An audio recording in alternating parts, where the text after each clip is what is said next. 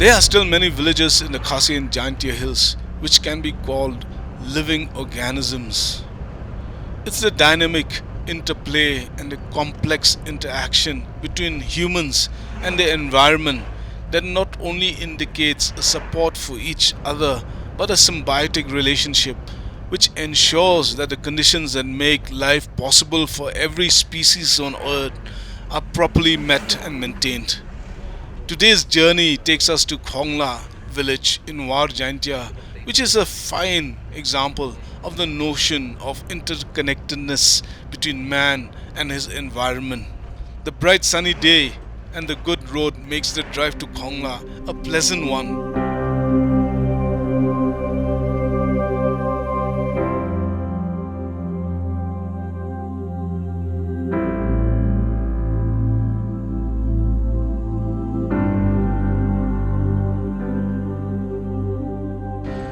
After traveling for more than 50 kilometers, we pass Thalaskain Lake and head to Jowai, which is another 15 kilometers away.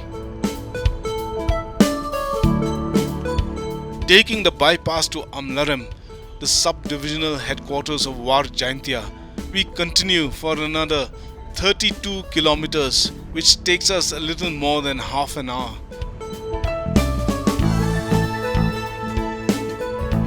At the Amlarem Market Junction, we take a right turn towards Padu and Khongla village.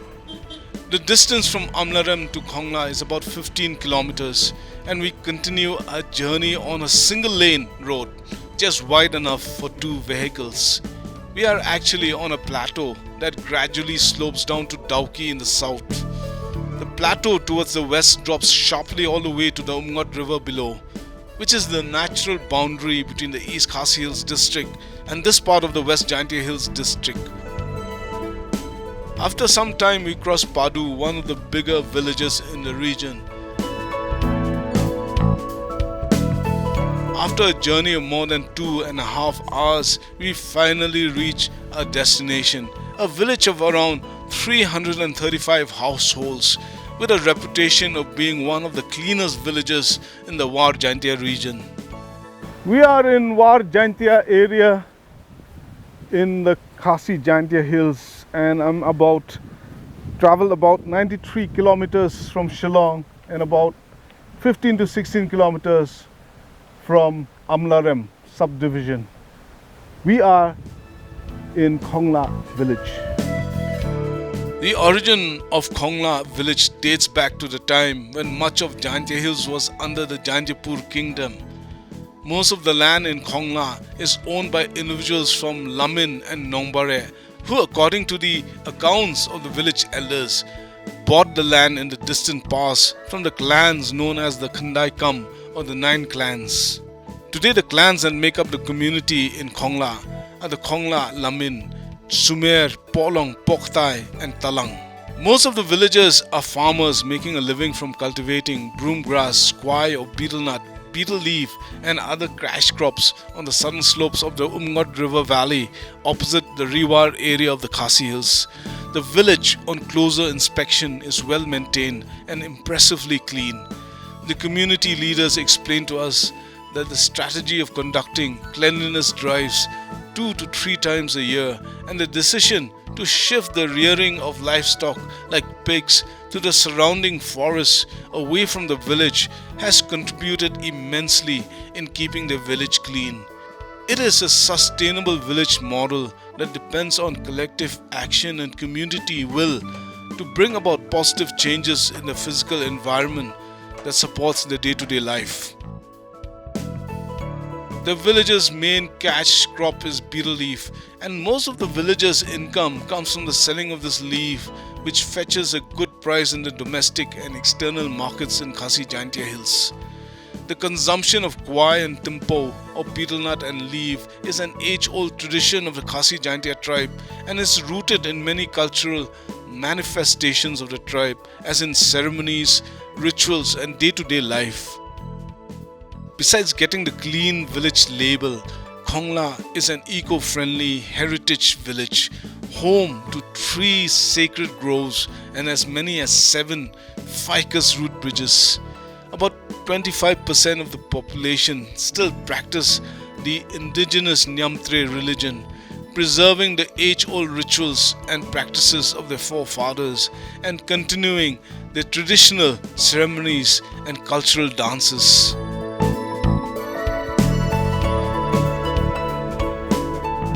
Shortly afterwards, we were taken some distance away from the village to the site of a few heritage structures that have survived and are still maintained today. We walk the ancient trail that connects Khonglah to Amlarem, now seldom used after the motorable roads made travelling much easier and faster for the villagers.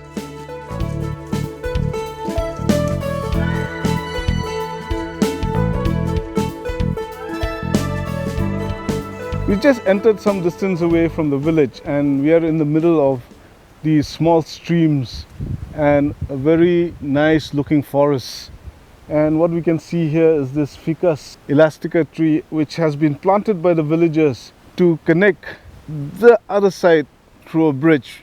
But we also have an existing bridge here which is very old. Looking at the roots, you can see the roots the colors have faded. It's not anymore totally young and green, but this is a specimen of a very old bridge and it's been here for quite a long time. Incidentally, this is also the ancient way, the path that people use to get to Padu village and Amlarem village. This was the bridge that connected the villagers of Khonglah to those other villages in Riwar Jaintia.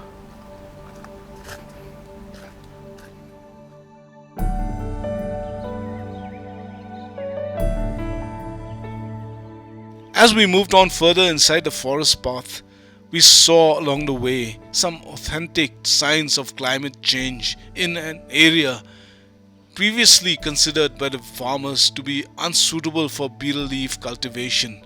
So there's a very unique phenomenon here in Khonglah village. Previously, this area was not tried for cultivating betel leaf, but you can see up here in the grassland they have started cultivating betel leaf. Most probably it's because the temperatures here has risen and we don't know, but never before have any of the cultivators tried cultivating betel leaf here. Probably must be due to climate change. Going by the distribution of the root bridges across the Khasi Jaintia hills, one can say that this is the farthest to the southeast where one can encounter fine specimens of the root bridge tradition. It is indeed something reassuring to see the communities preserving and maintaining the last of the root bridges in the War Jaintia villages of Khonglah, Padu, Nongbare and Kudengrim. The structure today, like the trail to Padu and Amlarem, is hardly used by the villagers and is just a reminder and a showcase of the tribe's ingenuity. The bridge is an old one and the big trunk-like roots that span the stream are the most prominent of the original rubber tree. The old ficus trunk has regenerated itself through the years and produced new shoots and roots, branching out into a vibrant green canopy that appears to be that of a much younger tree.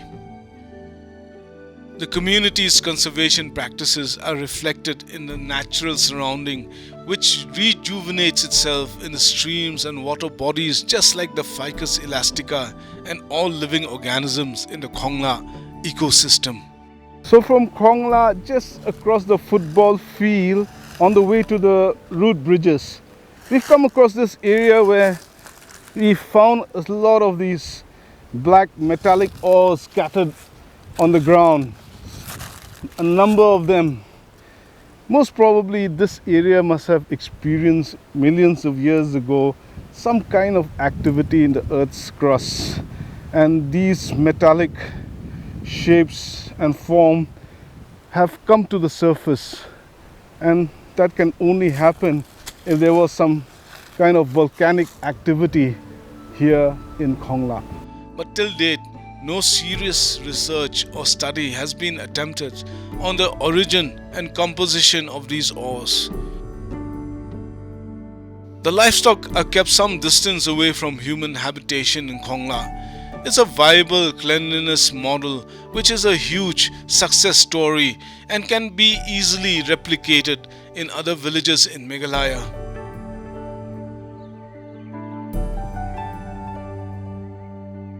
The availability of water throughout the year from the streams in and around Khonglah has encouraged a few villagers to start fish farming in the outskirts of the village. One of the main rivers and a few streams have been designated as fish sanctuaries in Khonglah. There are strict penalties and punishment for the offenders. The conservation measures have ensured the preservation of the local fish species in Khonglah. Further downstream of the Wa Amsok Kri, they were building a check dam under the government's Enrega scheme. It's a reservoir and a valuable source of water for the community, especially in the winter months.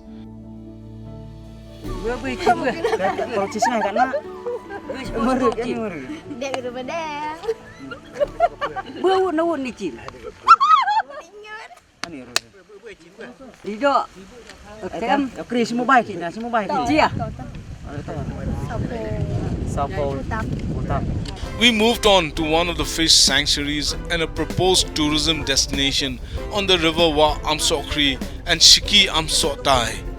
It's a serene and scenic natural reserve that is off limits to all kinds of fishing. The fine for offenders and illegal fishing is rupees 5,000.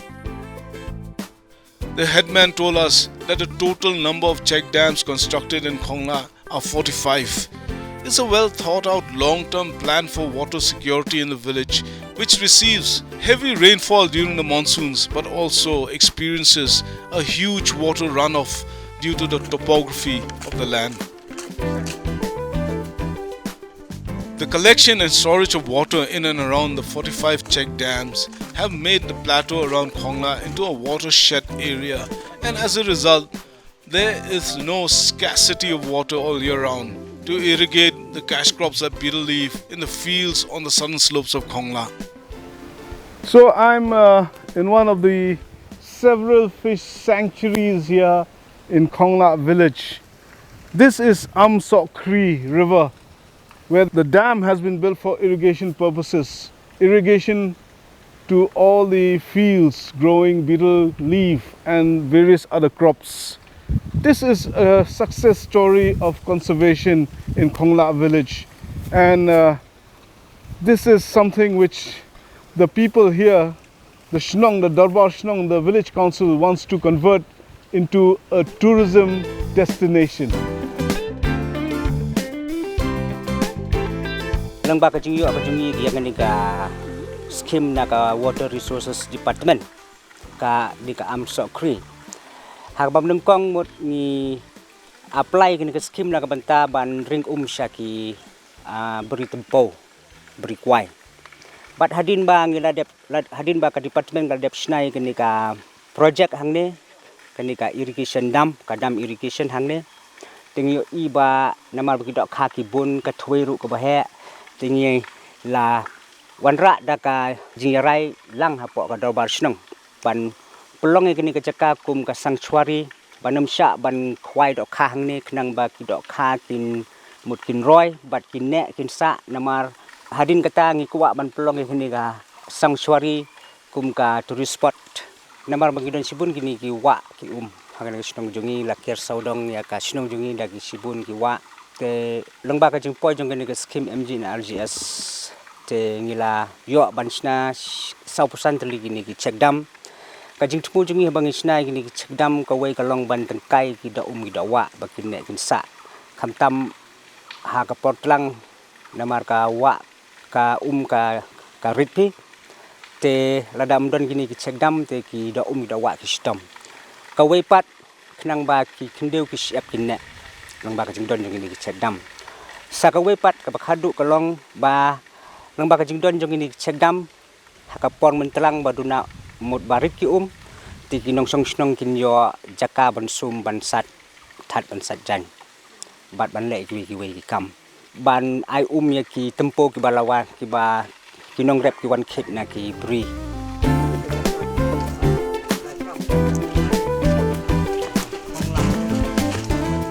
From the sanctuary at Wa Amsokri, we climbed and trekked across to another sanctuary located on the edge of the Khonglah Plateau, the Lao Lingdo Sacred Grove. It's a short walk across a grassland less than half a kilometer away.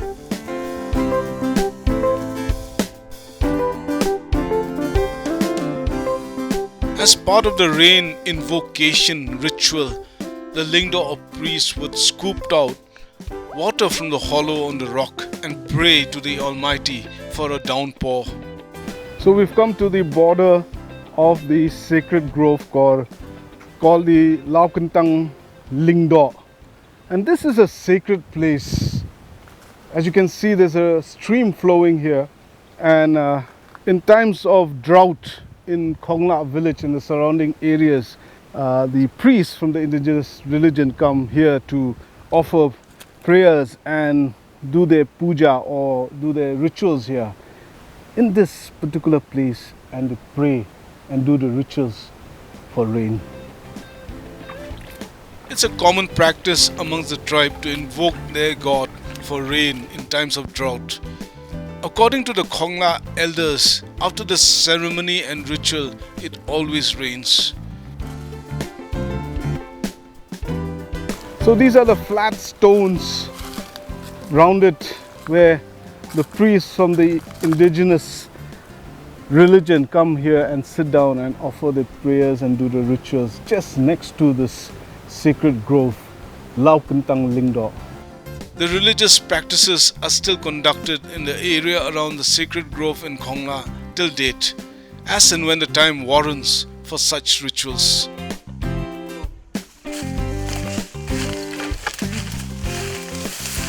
We visit the sacred grove for a while. There are 3 such sacred groves in Khonglah.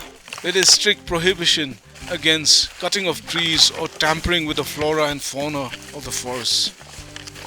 For cooking and building materials, there are designated forests or laoshnong from where the community can collect their firewood and logs.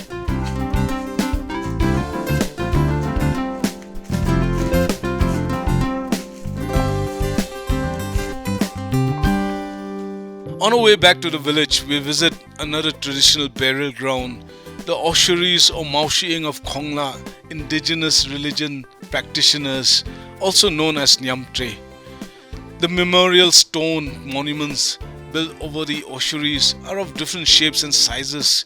Every family and clan have their own allotted area for interring the bones of the dead. The tradition of cremation and collection of the bones of the deceased to be interred is a practice prevalent only in a few village communities of War Jantia among the Khasi Jantias. In many parts of the Khasi Jantia hills, this tradition of interring of bones of Thep Maushiing has been abandoned.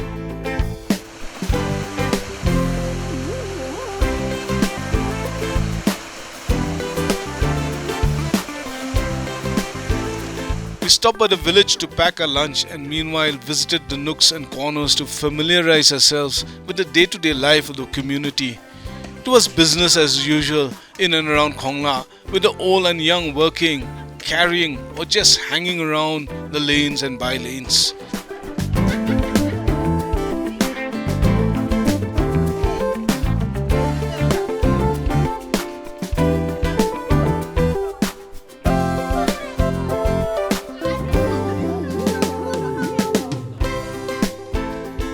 Khonglah village has a common playground with a wall around the perimeter of the field constructed under the NREGA scheme in 2017-2018.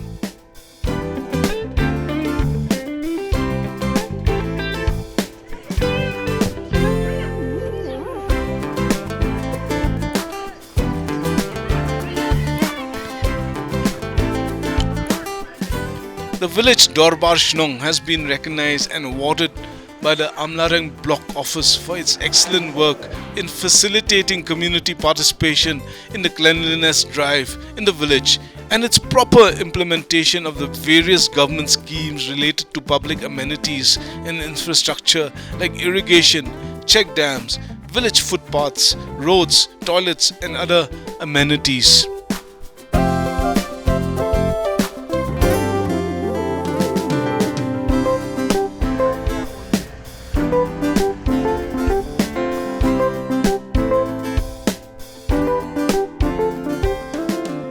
There are 4 lower primary schools, 2 upper primary and 1 secondary school. There is a health center in the village. For major ailments, the residents have to go to Jowai or the community health center at Nongtalang. All matters related to livestock rearing are referred to the veterinary center in neighboring Padu village. From the village, our guides took us to another heritage site located southeast of the village. We passed through the broomgrass fields along a narrow, unpaved road that continues towards the edge of the plateau. The Karot or stone fortification was built a long time ago to prevent enemies from invading Khonglah. As per the accounts of the residents, it seems that the wall running from east to west for a kilometer or 2 was constructed during the British invasion of the War Jantia areas. The Karot were basically a wall barrier made from upright irregular block of stones about 3 to 4 feet in height and placed next to one another, and in some places the stone wall ran for a few kilometers. There were 3 parallel lines of defense. The upright stone walls, one after the other, separated from one another for about 50 to 100 meters. In the second line of defense, the wall is made from piling stone blocks, one on top of the other, and the stone fortification still stands in many places. It must have taken quite some time, a big labor force and hard work to make the Karot. There are no written accounts or records of the battle with the British invaders, but the story of the fortification is still very much a part of the oral tradition of the Khonglah community. Whether the fortification predates the British invasion is another story yet to be researched and told. I'm walking on one of the stone fortifications built by the ancestors of Khonglah village, the forefathers, in their fight against the British colonialists. So this is the second line of defense. They had the first line of defense, the second line of defense, and the third line of defense. So these fortifications ran for almost 2 to 3 kilometers, and this is something new which we have not seen in the Jaintia Hills. Today, the 3 lines of defense walls are still there, although damaged at some places. There's a footpath running through that the villagers use regularly to go to the betel leaf plantations. Khonglah is blessed with natural beauty, has heritage and culture, and is home to a community who are positive and forward-looking. Although the Dorbar Shnong is keen to promote tourism in the village, to take it forward and fast-track the process, there are obstacles. Most of the land where there are root bridges and picturesque landscapes are privately owned, and the landowners are not willing to part with their land easily. However, the village elders are still exploring ways and means to make Khonglah a tourist destination and thereby create jobs and prosperity in the village.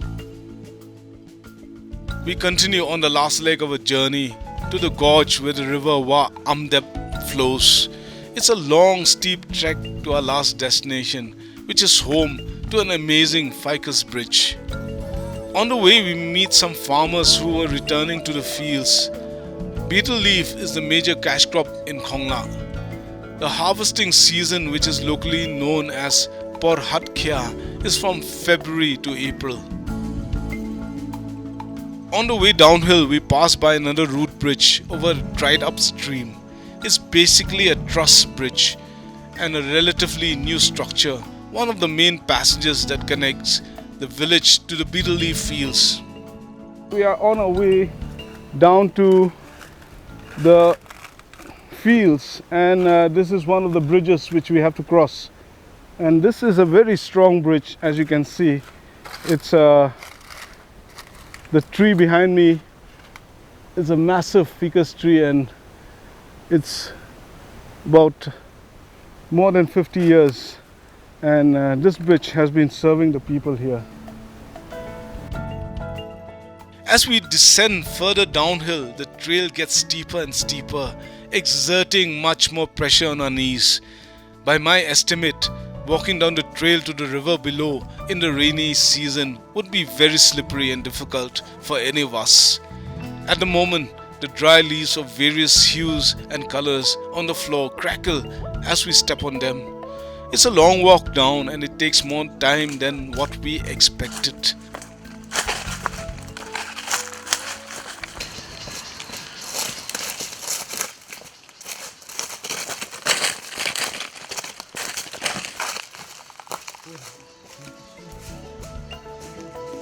We reach our destination after almost an hour of trekking. The river Wa Amdeb, which originates from Padu village, has less water in this time of the year. The Jinking Wa Amdeb, spanning across the river some 15 feet above the riverbed, is a heritage masterpiece of bioengineering. Its entangled roots stretch about 30 meters across from one end to the other. The man-made structure looks organic and blends with the pristine landscape. We immerse ourselves in the greenery that appears as if it is untouched by man, but actually the natural surroundings, like a backyard garden, have been delicately shaped and formed by the community for generations, keeping the ecosystem intact and preserved.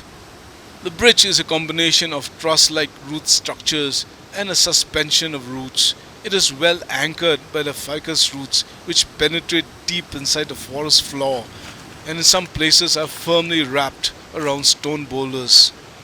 On the deck above, the roots are woven into a lattice-like pattern suspended from horizontal, thickened older roots which resemble tree branches. The suspended deck is narrow, about 1 meter in width. The floor throughout the length of the bridge is a mass of intersecting roots tied together and hardly leaving any gap or space in between, making it a safe and secure passageway.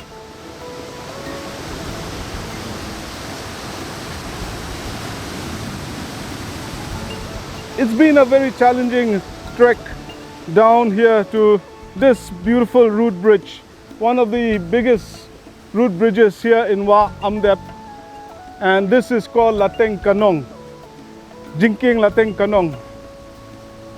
It has been a wonderful journey coming to Khonglah, where we've learned quite a number of things.